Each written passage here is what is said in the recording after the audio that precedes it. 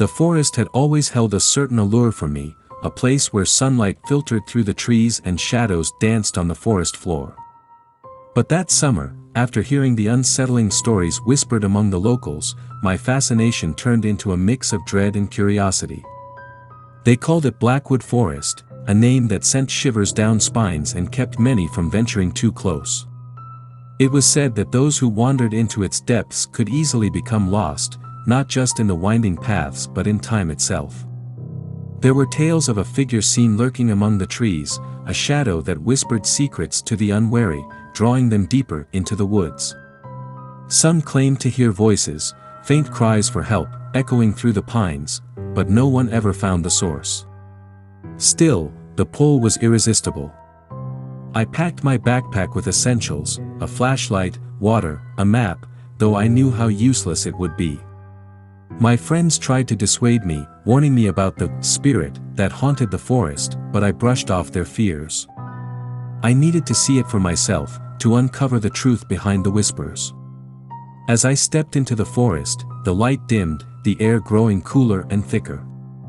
The trees stood like sentinels, their trunks gnarled and twisted, casting long shadows that seemed to writhe with life.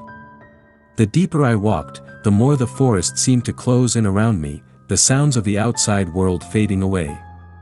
It wasn't long before I felt the first hint of unease.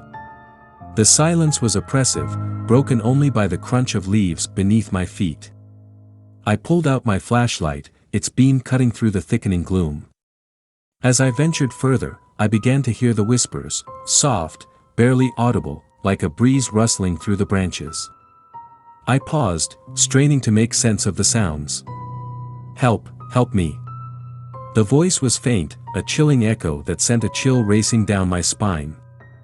I felt an inexplicable urge to follow it, a thread of curiosity pulling me deeper into the forest.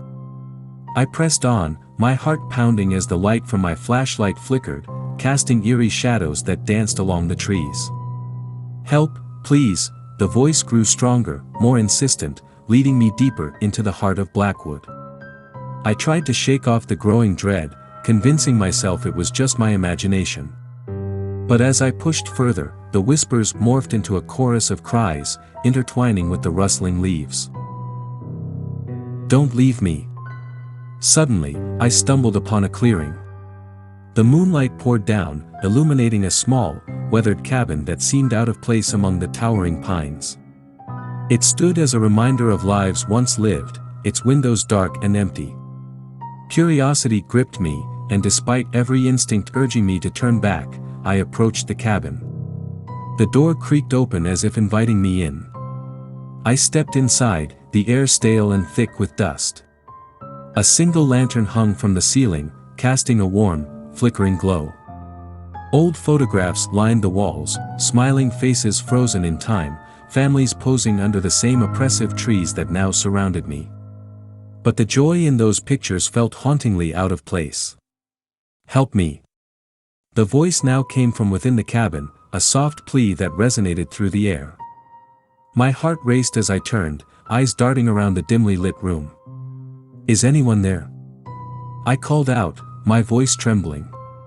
"Please, don't leave," the voice echoed again, more desperate this time, sending a wave of dread washing over me. I followed the sound, my flashlight illuminating a doorway at the back of the cabin. The whispers swirled around me, pulling me closer as I crossed the threshold. The room beyond was dark, the air thick with the weight of memories. In the center stood an old mirror, its surface clouded and cracked. As I approached, the whispers intensified, swirling around me like a tempest.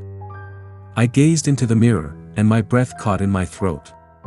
Reflected back was not just my image but shadows swirling around me, figures obscured by darkness, their faces twisted in anguish.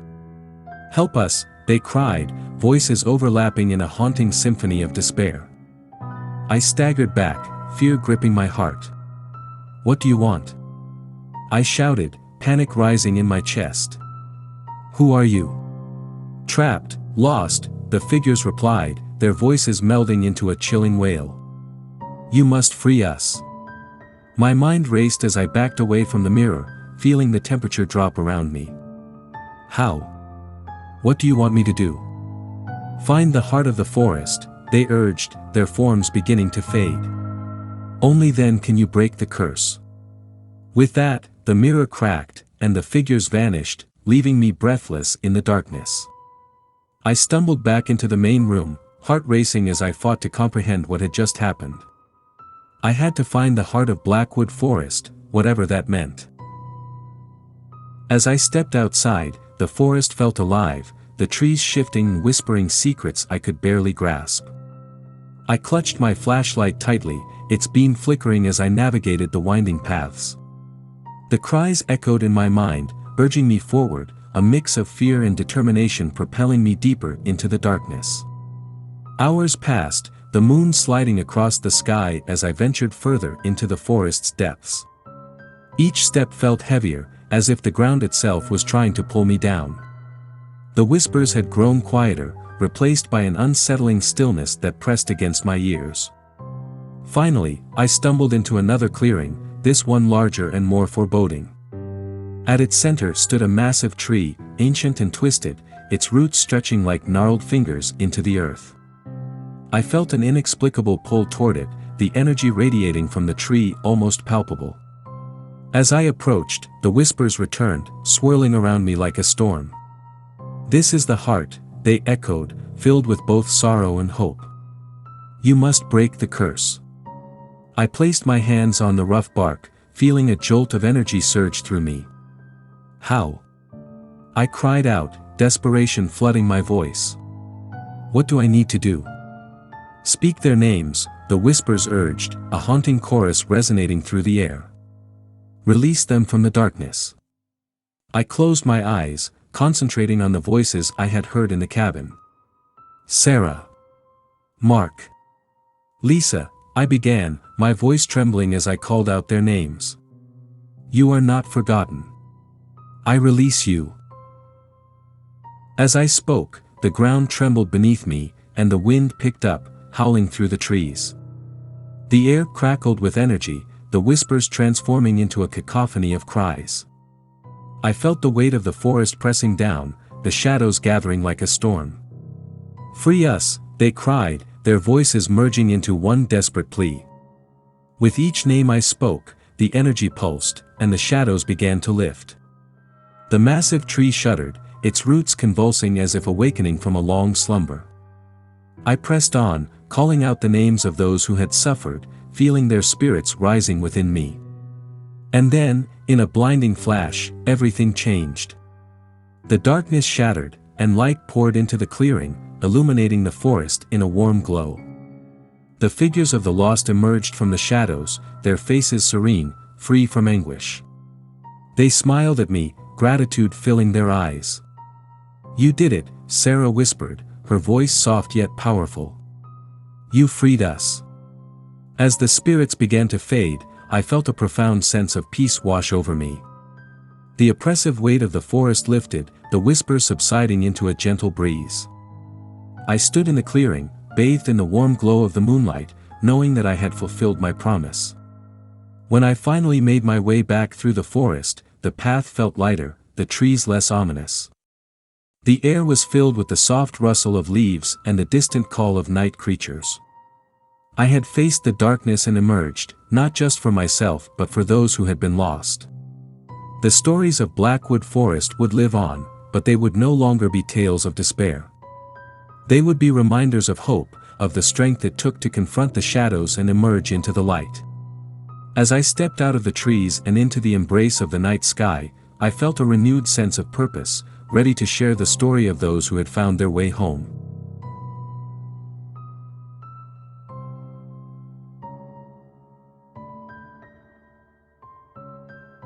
I had always been drawn to the woods, enchanted by the whispers of leaves and the dance of light filtering through branches. But Hollow Grove was different. It loomed at the edge of our small town, a dense thicket of twisted trees and dark underbrush, known to locals as a place of dread. They warned of those who entered never returning, or worse, returning changed, lost to something unseen. Curiosity tugged at me, and one fateful evening, as twilight descended, I found myself standing at the edge of the grove. The air was thick with anticipation, a silence so profound it felt like a living thing. I could hear the faint rustle of wind, but it sounded almost like hushed voices, beckoning me forward. I hesitated, the stories echoing in my mind, strange lights, ghostly figures, and eerie laughter that haunted the night. But a deeper part of me yearned to know what lay within, to uncover the truth behind the whispers. I took a deep breath, gripped my flashlight, and stepped into the shadows. As I ventured deeper, the light from the setting sun dwindled, and the trees seemed to close in around me, their gnarled branches reaching out like skeletal fingers. I could feel the weight of the forest, as if it was watching, waiting for something. The air grew cooler, and a strange stillness settled, making me acutely aware of my own heartbeat. "Help us," a voice called, faint and distant. I froze, straining to listen. The sound was soft yet insistent, like a child's plea. My breath quickened as I moved toward it, curiosity overshadowing my trepidation. "Who's there?" I called out, but my voice felt small in the vastness of the woods. The only response was a whispering breeze that sent shivers down my spine. "Help us," the voice echoed again, and I followed it, my feet moving almost of their own accord. I navigated through the underbrush, branches clawing at my clothes as if trying to pull me back. With each step, the atmosphere thickened, the air electric with an unseen energy. Eventually, I stumbled into a clearing, where the trees parted to reveal an ancient stone well, half covered in moss. It seemed out of place in the heart of the forest, a relic of a time long forgotten. The moon hung low in the sky, casting silvery light upon the well, making it shimmer like a portal to another world. "Please, help us," the voice came again, more insistent. I approached the well, peering over the edge. The darkness within was impenetrable, but I could feel something pulling me closer, an undeniable urge to look deeper. "Who are you?" I called, my voice trembling. "What do you want?" "Find us," the voice whispered, a haunting melody that resonated within the depths of my mind. "We are trapped, only you can help." As I leaned further, the wind picked up, swirling around me with a cold breath that carried an otherworldly chill. I felt the ground shift beneath me, and a wave of nausea crashed over me. I stumbled back, clutching the edge of the well as I fought to regain my balance. "Help us," the voice begged, echoing in a way that felt both close and far away. "You must break the curse." "What curse?" I shouted, desperation creeping into my voice. "How do I help?" The wind howled in response, and I felt a sudden rush of energy, as if the very forest was alive. A flash of light erupted from the well, illuminating the clearing and revealing silhouettes of shadowy figures, their faces contorted in anguish. "Find the heart of Hollow Grove," they cried, voices overlapping in a chorus of despair. "Only then can you free us." With that, the figures faded back into the darkness, leaving me trembling in the moonlight. My heart raced, filled with a mix of fear and resolve. I had to find this heart, whatever it was, and break the curse that bound them. I turned away from the well, my flashlight flickering as I retraced my steps through the forest. The whispers had grown louder, swirling around me, urging me onward. Each rustle of leaves felt like a warning, but I pressed on, determined to uncover the truth. Hours passed, the forest shifting and changing around me. I could feel eyes watching from the shadows, the trees seeming to shift in response to my presence. Just when I thought I could go no further, I stumbled into another clearing, this one vast and bathed in moonlight. At the center stood an enormous tree, its trunk wide and gnarled, branches sprawling like twisted arms. It felt ancient, more a part of the earth than merely a tree. The whispers grew louder, swirling in the air, and I could hear the cries of the trapped souls echoing in my mind. "This is it," I whispered, feeling the energy radiating from the tree. I stepped closer, placing my hands on the rough bark. The moment I touched it, a surge of power coursed through me, and the whispers intensified, filling the air with urgency. "Speak our names," they urged, a collective plea that resonated deep within my soul. "Release us." I closed my eyes, recalling the voices I had heard, focusing on the pain and sorrow they carried. Emily. Jacob. Sarah, I called out, my voice echoing through the clearing. You are not forgotten. I release you. The ground trembled beneath me as I spoke, the trees shuddering in response. The whispers transformed into a whirlwind of sound, the energy crackling in the air. I felt a presence surrounding me, a warmth enveloping me like a comforting embrace. Thank you, a voice broke through the cacophony, soft yet powerful.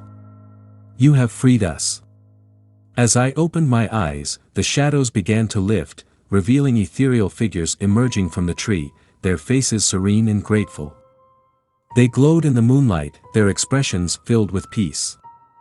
You did it, Emily said, her eyes sparkling.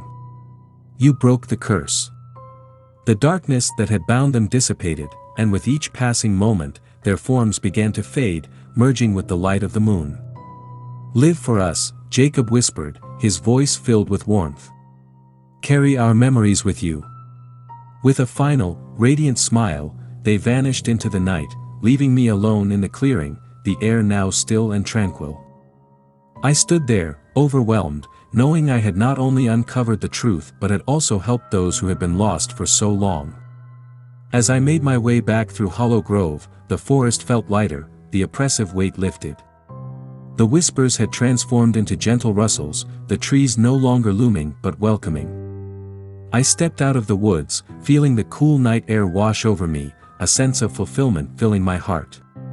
The stories of Hollow Grove would live on, but they would now be tales of hope and redemption. I knew I would share the memories of those who had once suffered, honoring their spirits by ensuring they were never forgotten.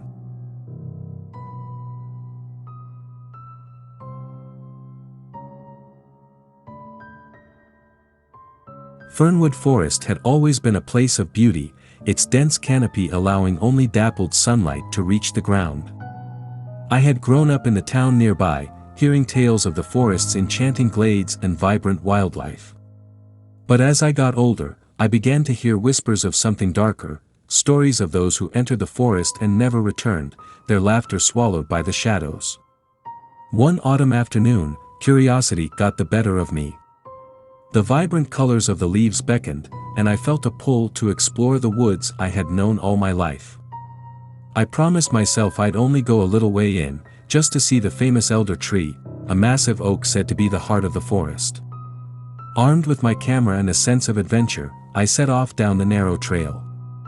As I walked, the sunlight faded, the air growing cooler.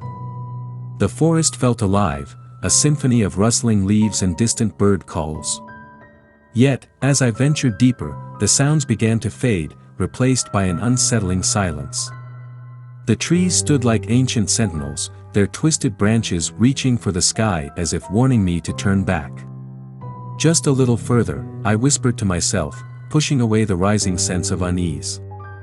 I pressed on, the trail narrowing until it became a mere suggestion beneath the thick underbrush. After what felt like hours, I finally caught sight of the elder tree, its massive trunk gnarled and proud, surrounded by a carpet of fallen leaves. I marveled at its grandeur, snapping photos as I circled the base, captivated by its beauty. But as I stepped back to take a wider shot, I stumbled upon something odd, a small stone altar half buried in the leaves, engraved with strange symbols. My heart raced as I traced the carvings with my fingers, feeling a shiver run down my spine. "Help us," a voice whispered, barely audible but distinctly human. I spun around, scanning the trees. "Who's there?" I called out, my voice echoing in the silence. No response. "Help us," the voice came again, more insistent, and I felt a cold knot form in my stomach. I glanced at the altar, a feeling of dread washing over me. The symbols seemed to pulse with energy, and the air grew thick with tension. I turned to leave, but the shadows around me deepened. The trees shifted, their branches closing in as if they were moving. Panic surged through me, and I hurried back toward the path I had come from. But the forest seemed to have changed, the once familiar trail was now obscured, a maze of shadows and twisted roots. "Help us," the voice called again, closer this time. I could feel a presence behind me, something lurking just out of sight. I broke into a run, my heart pounding in my chest as I pushed through the underbrush, branches scratching at my arms. "Please, stop!" I shouted, desperation clawing at my throat. The forest remained silent, but the feeling of being watched intensified. I stumbled, falling to the ground, and for a moment, I lay there, gasping for breath. "Find us," the voice whispered, wrapping around me like a fog. I realized then that it wasn't just one voice, but a chorus of anguished cries. They filled the air, echoing through the trees, pulling me back toward the altar. "No!" I screamed, scrambling to my feet. I had to get out. I turned to run, but the shadows seemed to stretch and coil, blocking my way. The trees felt alive, roots twisting and reaching for me. In the distance, I could see a flicker of light, and I sprinted toward it, hoping it would lead me to safety. But the light flickered and faded as I drew closer. The forest felt endless, a labyrinth of darkness that played tricks on my mind. I could hear the whispers growing louder, the desperation rising in their tone. "Help us, help us." Suddenly, I burst into a small clearing, the air shimmering with an ethereal glow. In the center stood a circle of stones, similar to the altar but larger, and within it danced tiny orbs of light. I was entranced, feeling drawn to the luminescent figures that floated in the air. "Please, you must listen," one of the orbs whispered, its voice gentle yet urgent. "We are trapped in the shadows. You have the power to free us." "How?" I gasped, my fear battling with a strange sense of purpose. "What do I need to do?" "Place your hand on the altar," the orb instructed, "and speak their names. Only then can you break the curse that binds us." With a newfound determination, I nodded and dashed back to the altar. I could feel the presence of the shadows creeping closer, but the glowing orbs followed, illuminating my path. I reached the stone altar and placed my hands on its surface, feeling the energy surge through me. "Emily. Jacob. Sarah," I called out, the names flowing from my lips. "I release you." The moment I spoke their names, the air crackled with energy, the ground trembling beneath me. The shadows erupted, swirling around in a tempest, and the voices cried out, echoing through the forest. I felt a rush of warmth envelop me, a protective barrier against the darkness. The orbs of light flickered around me, their glow growing stronger. "Thank you," they shouted in unison, their voices harmonizing into a melody that pierced the night. "You freed us." With a blinding flash, the shadows dispersed, and the oppressive weight of the forest lifted. The orbs shimmered brightly, their forms becoming clearer, faces filled with gratitude and joy.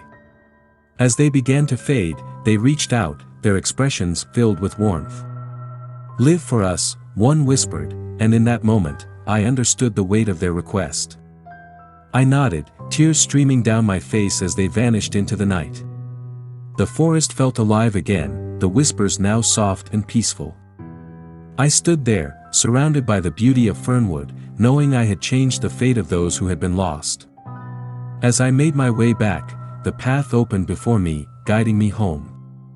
The trees no longer felt threatening but welcoming, their branches swaying gently in the breeze. I emerged from the forest just as dawn broke, the sun rising to chase away the shadows of the night. The stories of Fernwood would live on, but they would no longer be tales of despair. They would be stories of hope, of redemption, and the strength it takes to confront the darkness. I carried their memory with me, a promise to honor those who had found their way home.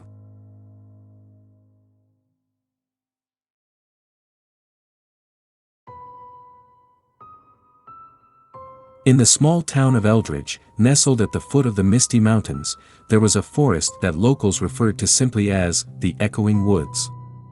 It was said that anyone who entered after dark would hear voices calling out to them, echoes of those who had lost their way.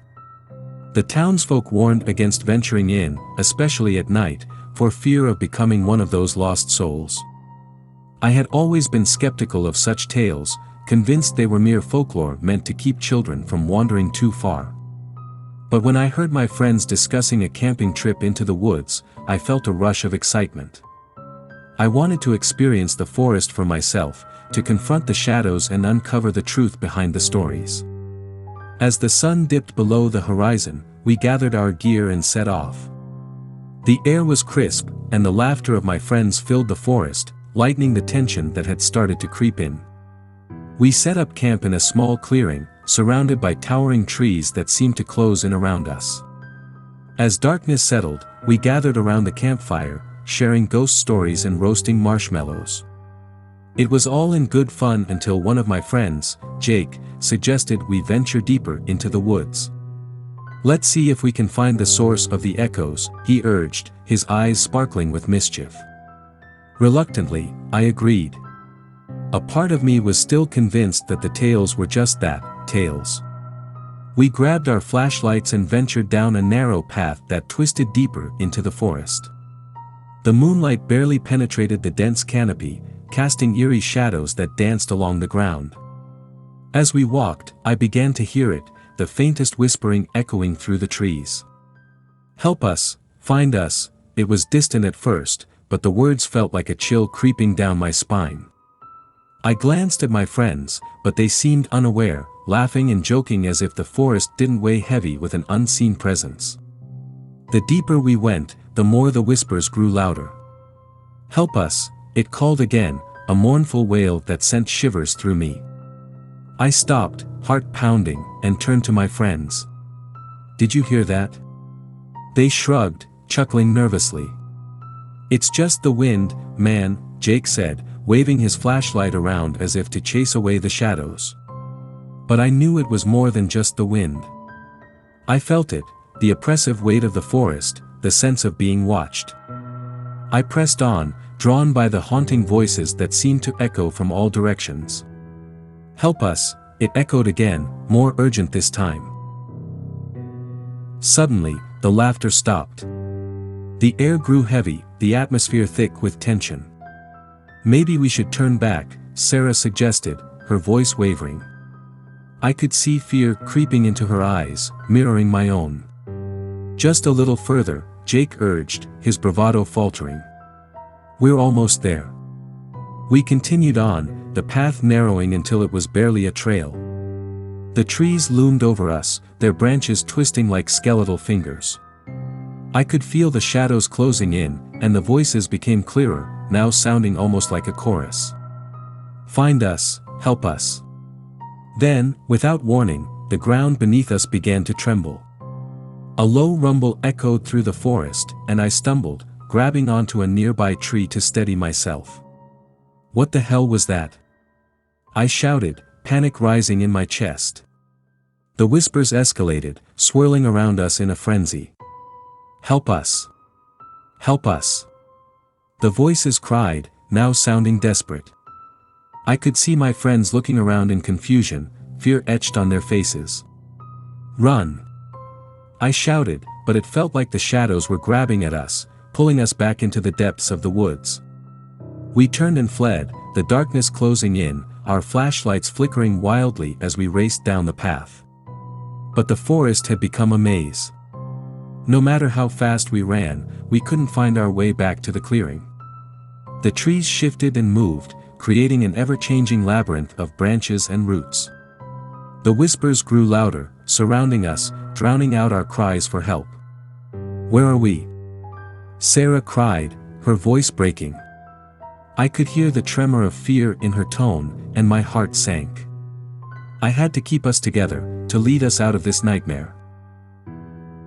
"Stay close," I shouted, gripping Jake's arm as we stumbled through the underbrush.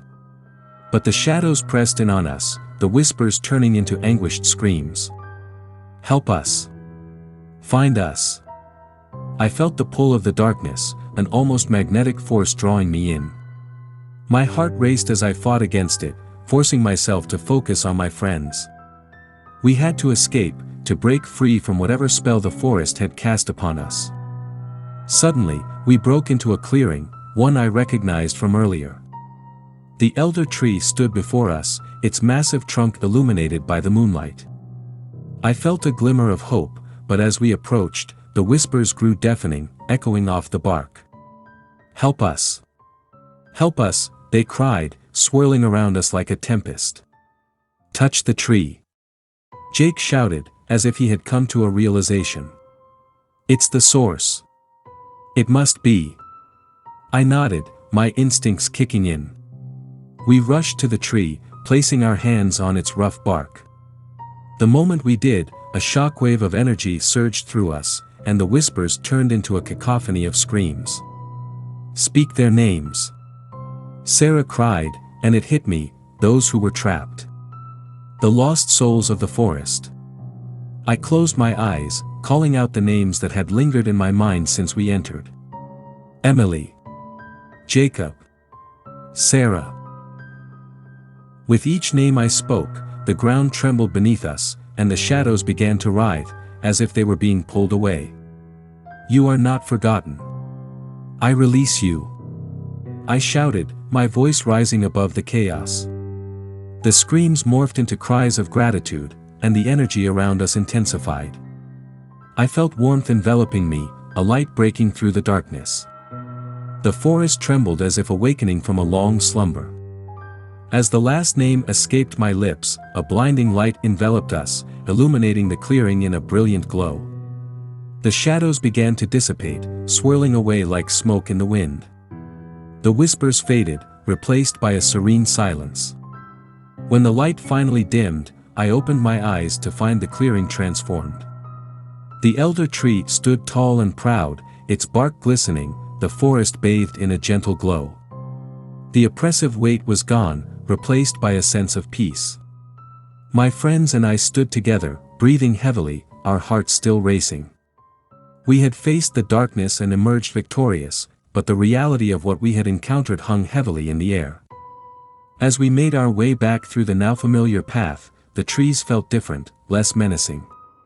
The forest had given us a second chance, a reminder of the fragility of life and the importance of remembering those who had come before us.